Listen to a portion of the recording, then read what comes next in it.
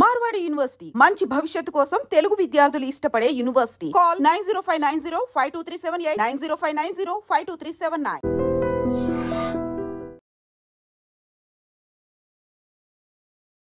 తల్లిదండ్రుల కష్టాన్ని చూస్తూ క్రమశిక్షణగా చదువుకొని బాగా సెటిల్ అయి తల్లిదండ్రులే చూసుకోవాల్సిన పిల్లలు చిన్న చిన్న కారణాలతో తల్లిదండ్రులపైనే అలిగి చివరికి ఆత్మహత్య చేసుకోవడానికి కూడా తెగిస్తున్నారు. ఎంత దారుణాతి దారుణం. ఈ మధ్య కాలంలో ఎక్కువగా చూస్తున్నాం. అమ్మ తిట్టిందనో, లేకపోతే నాన్న సెల్ ఫోన్ కొనివ్వలేదనో, ఇష్టమైన బైక్ కొనివ్వలేదనో, లేకపోతే బర్త్డేకి కాస్ట్లీ గిఫ్ట్ ఎక్స్పెక్ట్ చేశాను, నాకు కొనివ్వలేకపోయినటువంటి తల్లిదండ్రుల దగ్గర నేను ఉండడం ఎందుకనో, ఇలా చిన్న చిన్న కారణాలతో వాళ్ళు ఎక్కువగా స్ట్రెస్ తీసుకొని ఆత్మహత్య చేసుకోవాలి అనుకోవటం పిల్లలకి ఇది కరెక్టేనా? ఆ తల్లిదండ్రుల కడుపుకోత ఎవరు తీరుస్తారు? అసలు ఇప్పటి వరకు వాళ్ళని పెంచి అంతవరకు చదివించడానికి వాళ్ళు ఎన్నో అప్పులు చేసి ఎంతో వాళ్ళ లైఫ్ని సాక్రిఫైస్ చేసినటువంటి పేరెంట్స్ యొక్క ఎఫర్ట్స్ పిల్లలకి కనిపించట్లేదా? ఇప్పుడు రీసెంట్గా వైజాగ్లో ద్వారకా పోలీస్ స్టేషన్ పరిధిలో కూడా 8వ తరగతి చదువుతున్న ఓ యువకుడు డ్యూక్ బైక్ కొనివ్వలేదని చెప్పి, అది కూడా తండ్రి స్తోమత, తను ఒక వాచ్మెన్గా చేస్తున్నాడు. అంటే వాచ్మెన్గా చేస్తూ కూడా నన్ను ఈ స్థితిలో కూడా చదివిస్తున్నారనే ఆలోచన అబ్బాయికి పాజిటివ్ మైండ్ సెట్ ఉంటే కనుక ఇలా చేసి ఉండేవాడు కాదు. ఒకవేళ తనకి ఏమైనా డ్రీమ్స్ ఉన్నా బాగా చదువుకొని మంచిగా సెటిల్ అయ్యి ఏదైనా జాబ్ చేసి అప్పుడు తన డ్రీమ్స్ నెరవేర్చడమే కాకుండా పేరెంట్స్ని కూడా బాగా చూసుకోవాలి. ఇలాంటి పాజిటివ్ ఆలోచన ఉంటే కనుక ఇలాంటి దారుణం జరిగి ఉండేది కాదు. కానీ ఈ అబ్బాయి డ్యూక్ బైక్ కొనివ్వలేదని అసలు చెప్తున్నారు పోలీసుల ఇన్వెస్టిగేషన్లో కూడా. 8th క్లాస్ చదువుతున్న ఈ అబ్బాయి ఆల్కహాల్కి ఎడిక్ట్ అయ్యాడు, తరచుగా తల్లిదండ్రులతో గొడవ పడుతున్నాడు.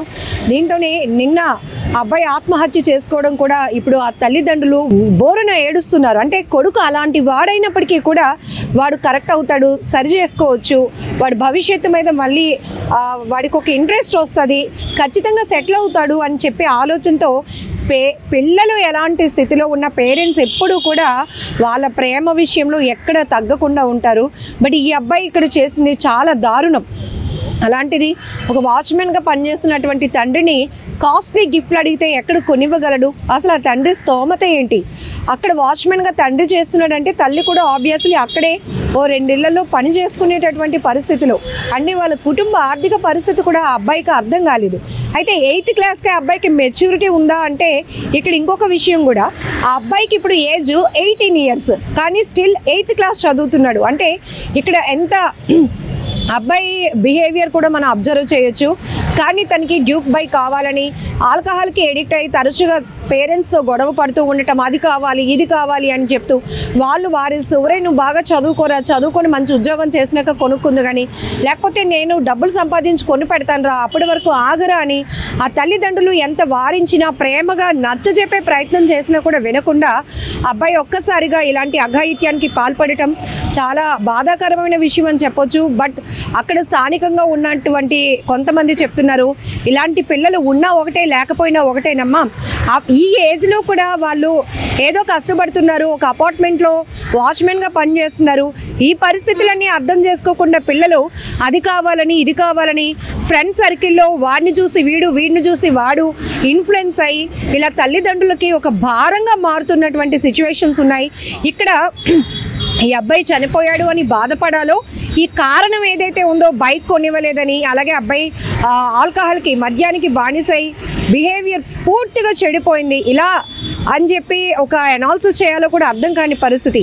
తరచుగా చూస్తున్నాం, ఎగ్జామ్స్ రాసి వచ్చి ఎగ్జామ్లో మళ్ళీ మనం పాస్ అవ్వమేమో, పేరెంట్స్ ఏమైనా అనేస్తారేమో, దాని బదులు మనం చనిపోతే బెటర్ ఏమో అని ఆలోచించి పిల్లలు ప్రాణాలు పోగొట్టుకుంటున్నటువంటి సిచ్యువేషన్స్ ఉన్నాయి. లేకపోతే అంటే ప్రపోజ్ చేసిన అమ్మాయి రిజెక్ట్ చేసిందనో, నో చెప్పిందనే కారణాలతో కూడా సూసైడ్లు చేసుకుంటున్నారు. లేకపోతే మనం చూసాం లాస్ట్ టైం కూడా ఒక అబ్బాయి బర్త్డే రోజు తను బైక్ గిఫ్ట్గా అడిగితే ఆ తండ్రి కొనివ్వలేని స్తోమత, అలాంటి సిచ్యువేషన్ కూడా అర్థం చేసుకోకుండా ఆ అబ్బాయి కూడా అలాగే చేశాడు. బర్త్డే రోజే తన ప్రాణాలు పోగొట్టుకున్నాడు. ఇలాంటి సిచ్యువేషన్స్ విన్నప్పుడు చాలా బాధేస్తోంది. కానీ పిల్లలకి ఏమవుతోంది, ప్రతి సొసైటీలో ఈరోజు ఎలక్ట్రానిక్ గాడ్జెట్స్ చూస్తున్నారు, కష్టం సుఖం రెండూ చూస్తున్నారు, మంచి చెడు రెండూ చూస్తున్నారు. బట్ మంచిని ఎందుకు తీసుకోలేకపోతున్నారు, చెడు వాటికి ఎందుకు ఎడిక్ట్ అవుతున్నారు, వాళ్ళ బంగారు భవిష్యత్తుని ఎందుకు నాశనం చేసుకుంటున్నారు అనేది ఇక్కడ ఆవేదన కలిగిస్తున్నటువంటి అంశంగా చెప్పుకోవచ్చు. సో ఈరోజు ఈ అబ్బాయి ప్రాణాలు తీసుకోవడం కాదు కానీ ఆ తల్లిదండ్రులు కడుపుకోత మిగిల్చినందుకు విలవిల ఏడుస్తూ ఉన్నటువంటి తీరు ప్రతి ఒక్కరిని కంటతడి పెట్టించిందని చెప్పాలి. ఏదేమైనా చాలా బాధాకరమైన విషయం. పిల్లల బిహేవియర్లో చాలా మార్పులు వచ్చేసాయి. ఎందుకంటే ఆ స్నేహాలు, వాళ్ళు వెళ్తున్నటువంటి తిరుగుతున్నటువంటి ఆ కల్చర్ కానీ ఎన్విరాన్మెంట్ కూడా వాళ్ళపైన చాలా ప్రభావం చూపిస్తోంది. ఈవెన్ ఇంట్లో అమ్మ నాన్న ఎలాంటి సిచ్యువేషన్లో ఉన్నారు అయినా కూడా వాళ్ళు కష్టపడి మమ్మల్ని చదివిస్తున్నారు, వాళ్ళ ఇష్టాలను కూడా చంపుకుంటున్నారు మన ఫ్యూచర్ కోసం అనే ఆ మాత్రం ఆలోచన కూడా లేకుండా పిల్లలు ఈ తిరుగుళ్ళు లేకపోతే చెడు అలవాట్లు, చెడు వ్యసనాలకు, లేకపోతే గ్రూపు గ్యాంగ్స్గా తిరగడం, వీటికి ఎడిక్ట్ అయిపోయి వాళ్ళ ఫ్యూచర్ ఏంటో కూడా వాళ్ళు అస్సలు డిజైన్ చేసుకోలేకపోతున్నారు కదా. చిన్న కారణాలు చూపించి వాళ్ళు ప్రాణాలు తీసుకోవాలనుకుంటున్నారు. కానీ ఇది మాత్రం తల్లిదండ్రులకు తీరని లోటుగా మిగిలిపోతోంది. ఏదైనా విశాఖలో జరిగిన ఈ ఘటన చాలా బాధాకరం అని చెప్పాలి. అసలు మీరు కూడా ఏమనుకుంటున్నారు? ఈ మధ్య కాలంలో గుడ్ పేరెంటింగ్ అని కూడా చాలామంది సైకాలజిస్టులు, మానసిక నిపుణులు కూడా చాలా క్లాసులు చెప్తా ఉన్నారు. పిల్లల్ని ఎలా ట్రీట్ చేయాలి, పిల్లల్ని ఎలా పోషించాలి, వాళ్ళ ఫ్యూచర్కి సంబంధించి మనం ఎలా డిజైన్ చేయాలని. బట్ పిల్లలకి సంబంధించినటువంటి సైకాలజీ కూడా చాలా ఇంపార్టెంట్ అవుతోంది. పిల్లలు చాలా సున్నితమైనటువంటి మనస్తత్వం కలిగిన వాళ్ళు. వాళ్ళపైన ఎలాంటి ప్రభావాలు పడుతున్నాయో బయట పేరెంట్స్ అయితే చూడలేరు. ఎందుకంటే ఈ రోజుల్లో పెరుగుతున్న ఖర్చులు కావచ్చు, పిల్లల స్కూల్ ఫీజులు కావచ్చు, ఇవన్నీ దృష్ట్యా ఇంటద్దులు కావచ్చు, అనేక రకాల బర్డెన్స్ పేరెంట్స్ మీద ఉంటున్నాయి. కాబట్టి తల్లి తండ్రి ఇద్దరూ పని చేస్తే కానీ పిల్లల్ని కంఫర్ట్గా పెంచి పోషించలేనటువంటి సిచ్యువేషన్ పేరెంట్స్ది. కానీ ఇలాంటి పిల్లలు కొంతమంది ఇలా దారుణాలకు ఒడుగడుతూ ఉండటం మళ్ళీ అది పేరెంట్స్కి తీరని లోటుగా మిగిలిపోతుంది. ఏదేమైనా ఇది చాలా బాధాకరమైన విషయం. మీకేమనిపిస్తోంది? ఈ మధ్యకాలంలో పిల్లల బిహేవియర్ ఎలా ఉంది, పేరెంటింగ్ ఎలా ఉండాలి అని అనుకుంటున్నారు? కామెంట్ బాక్స్లో మెన్షన్ చేయండి. కెమెరా పర్సన్ శేఖర్తో లక్ష్మి, ఐ డ్రీమ్, వైజాగ్.